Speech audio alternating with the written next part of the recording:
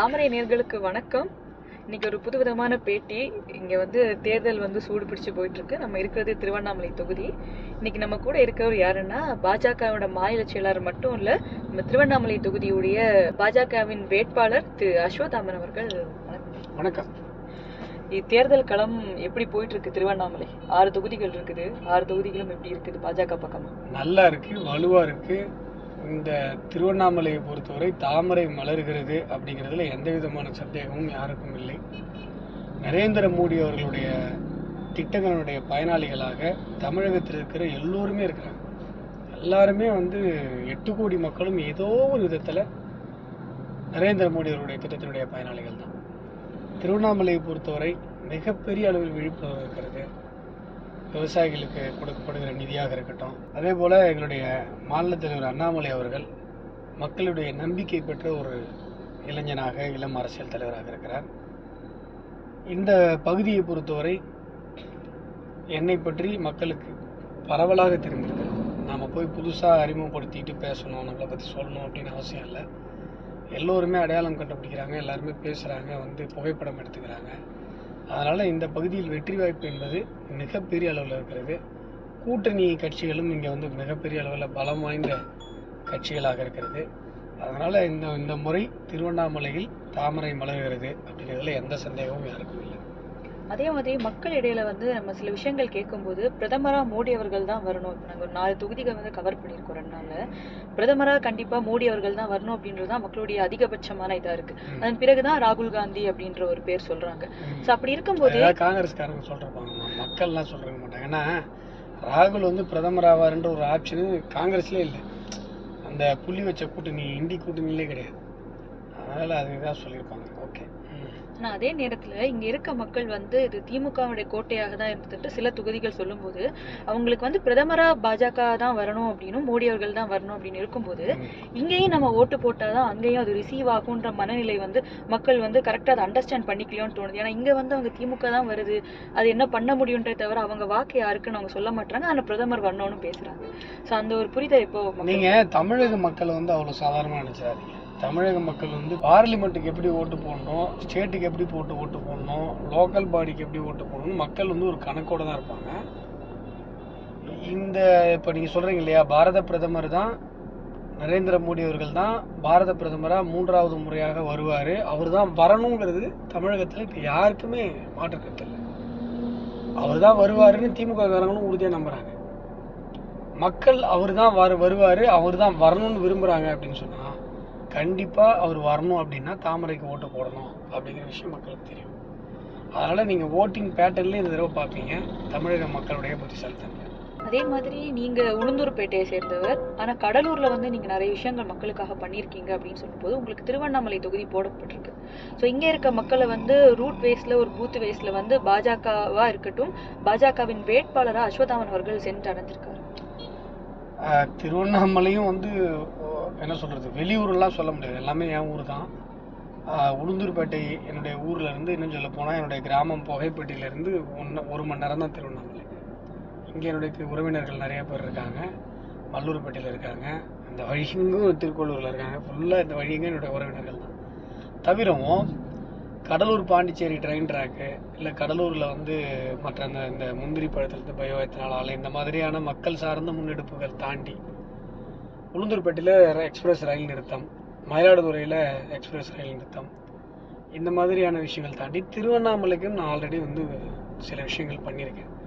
இந்த பகுதியில் ஜீவசமாதி அடைந்த ஒரு மிகப்பெரிய சுதந்திர போராட்ட தியாகி, வருஷம் அவருக்கு குரு பூஜை திருவண்ணாமலையில் தான் நடக்குது, அர்த்தநாரீஸ்வரமா அப்படின்னு சொல்லி, அவருக்காக நான் தபால் தலை வாங்கி கொடுத்துருக்குறேன்.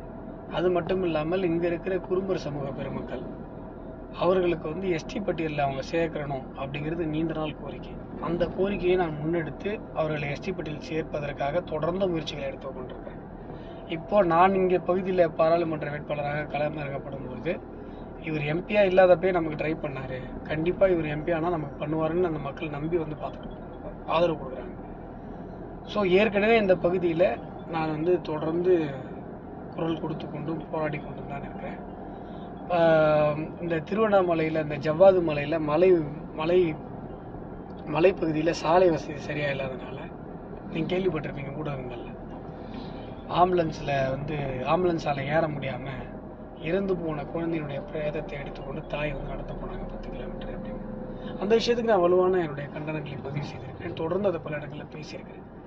இந்த பகுதியில் விவசாயிகள் குண்டர் சட்டத்தில் பாதிக்கப்பட்ட போது, குண்டர் சட்டத்தில் இந்த திமுகவினுடைய கொடூர அரசாங்கத்தால் ஏவாவலி என்கிற ஒரு தனி மனிதன் லாபம் அடைய வேண்டும் என்கிற ஒரு சுயநலத்தால் அடைக்கப்பட்ட போது அதை எதிர்த்து தொடர்ந்து குரல் கொடுத்த ஒரு மனிதனாக நான் இருக்கிறேன். அது மட்டும் இல்லாமல் அந்த பேஸ் கேஸ், அதாவது குண்டாசை ரத்து பண்ணிட்டாங்க. நம்மளுடைய வலுவான கண்டனங்கள் காரணமாக, குறிப்பாக எங்களுடைய மாநில தலைவர் அண்ணாமலை அவருடைய கண்டனங்கள் காரணமாக. ஆனால் அந்த பேஸ் கேஸை அவங்க ரத்து பண்ணவே இல்லை. அதை நான் ரத்து பண்ணுறதுக்காக நான் தொடர்ந்து முயற்சிகளை எடுத்துக்கொண்டிருக்கிறேன். எனவே இந்த பகுதி என்பது நாம் மக்கள் பணி செய்யலை அப்படின்னு அர்த்தம் இல்லை. கடலூர், கள்ளக்குறிச்சி இந்த பகுதிகளில் எப்படி நான் மக்கள் பணியை செய்தேனோ அது மாதிரி இந்த பகுதிக்கும் பல விஷயங்களை செய்திருக்கிறேன். இறைவன் அருளால், அண்ணாமலையாருடைய அழைப்பால் இந்த பகுதிக்கு நிறைய சேவை செய்யணும் அப்படின்னு எனக்கு விதிக்கப்பட்டிருப்பதாக நான் நினைக்கிறேன். இப்போ நீங்க இந்த முயற்சிக்கிறேன்னு சொன்ன விஷயங்கள் எல்லாமே உங்களோட மேனிஃபெஸ்டோல இருந்ததை பார்த்தோம். ஸோ இதயம் தவிர்த்து, இதெல்லாம் நீங்க முன்னாடி முயற்சி பண்ணிட்டு இருந்த விஷயம், இதயம் தவிர்த்து மக்களுக்காக நீங்க செய்யறதான விஷயங்கள் வேறையும் இருக்குது? நிறைய இருக்குங்கம்மா. இங்கே உதான் திட்டத்தில் திருவண்ணாமலைக்கு ஒரு ஏர்போர்ட் வரணும் அப்படிங்கிறது நம்ம வாக்குறுதியாக சொல்லியிருக்கோம். ஏன்னா இங்கே உலகம் முழுவதும் இருக்கிற பக்தர்கள் இங்கே வராங்க. எப்படி இன்றைக்கு அயோத்தியில் ராமர் கோவில் கட்டப்பட்டு அதை பாரத பிரதமர் நரேந்திர மோடி அவர்கள் பிராண பிரதிஷ்டை செய்து அங்கே உலகம் முழுவதும் பக்தர்கள் வரணுன்றதுக்காக அயோத்தியில் ஒரு ஏர்போர்ட் அமைக்கப்பட்டிருக்கிறது. அதே போல் இது ஒரு மிகப்பெரிய ஒரு ஆன்மீக ஸ்தலம். இங்கே ஒரு ஏர்போர்ட் இருக்கிறது ரொம்ப அவசியம். அதனால் அதை நம்ம சொல்லியிருக்கோம். அது மட்டும் இல்லாமல் இந்த திருவண்ணாமலை கிரிவல பகுதியில் நீங்கள் பார்த்துருப்பீங்க, அவ்வளோ மோசமாக இருக்குது. அங்கெல்லாம் பார்த்தீங்கன்னா கிரிவலம்ன்றது செருப்பு இல்லாமல் தான் நடப்பாங்க.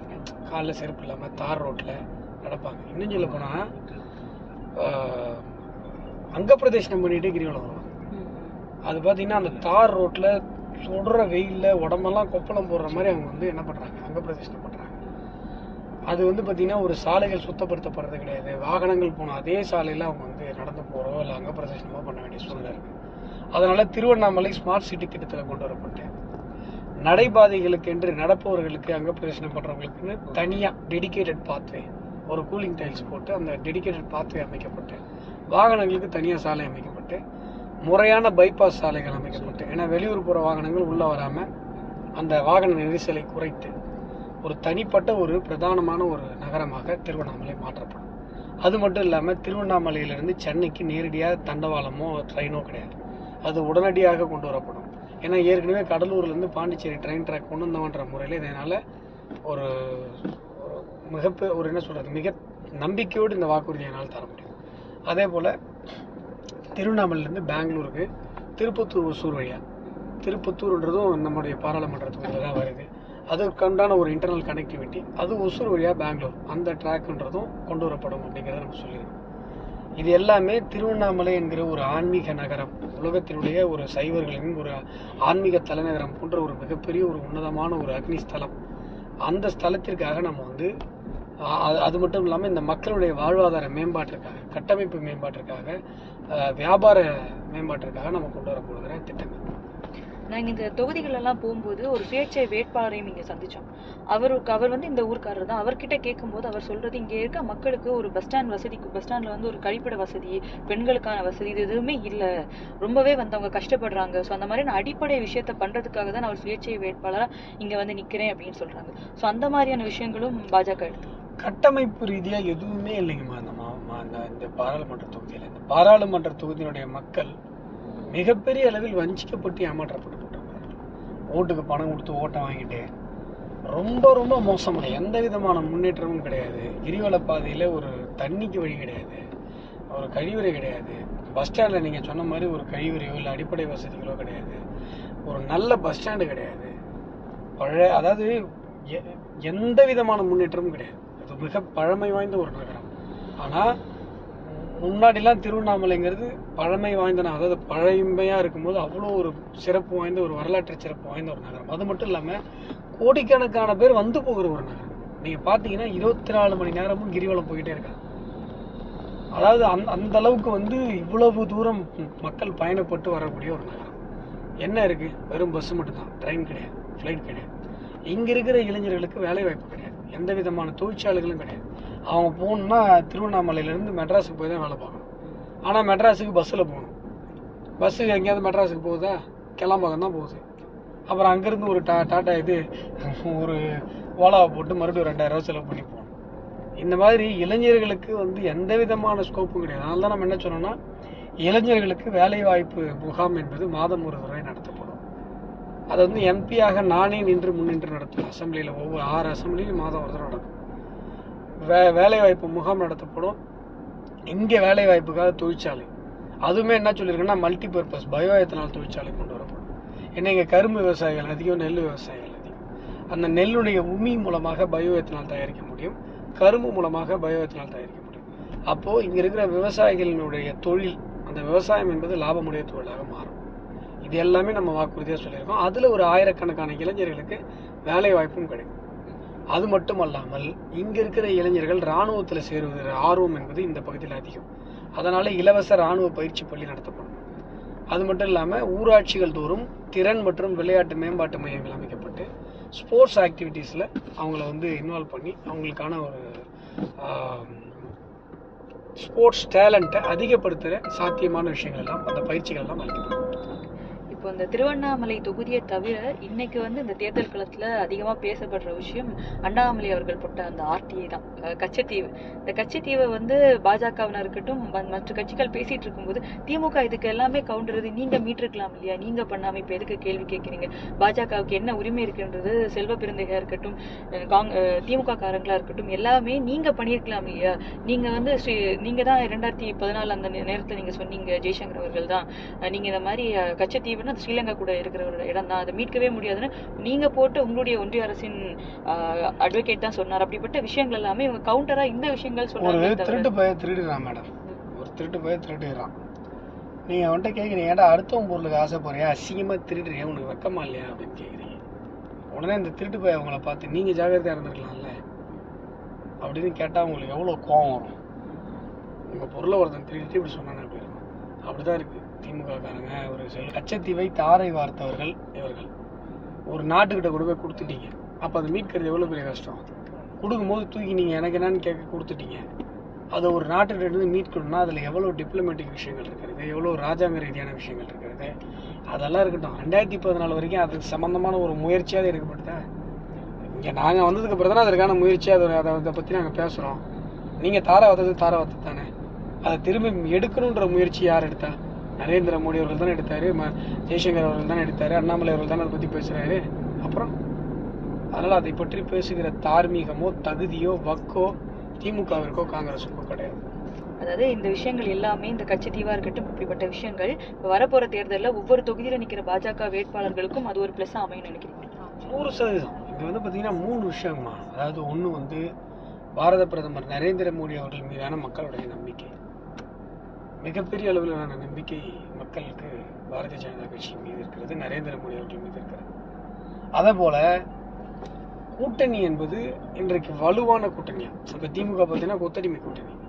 கொள்கை அளவில் இந்த தேசத்தினுடைய டெவலப்மெண்ட், தேசத்தினுடைய வளர்ச்சி சார்ந்து நல்ல தலைவர்கள் இணைய இருக்கிற ஒரு மிக முக்கியமான ஒரு கூட்டணியாக இன்றைக்கு தேசிய ஜனநாயக கூட்டணி தமிழகத்தில் இருக்கிறது.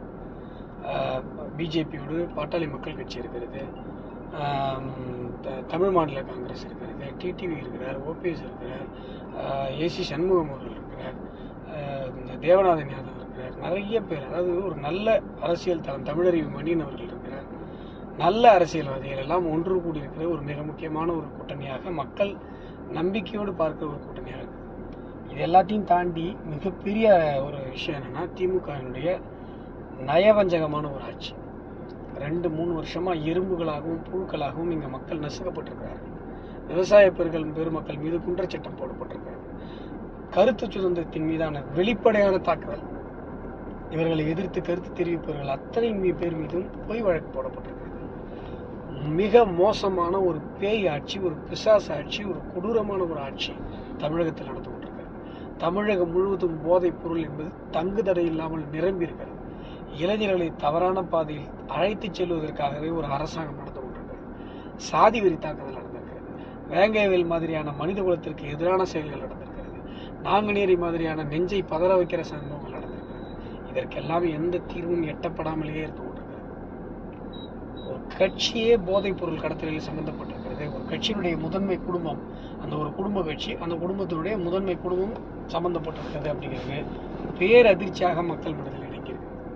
இது எங்களுக்கு மிகப்பெரிய ஒரு அளவில் மக்கள் எங்கள் மீது காட்டுகிற ஆதரவாக மாறும்.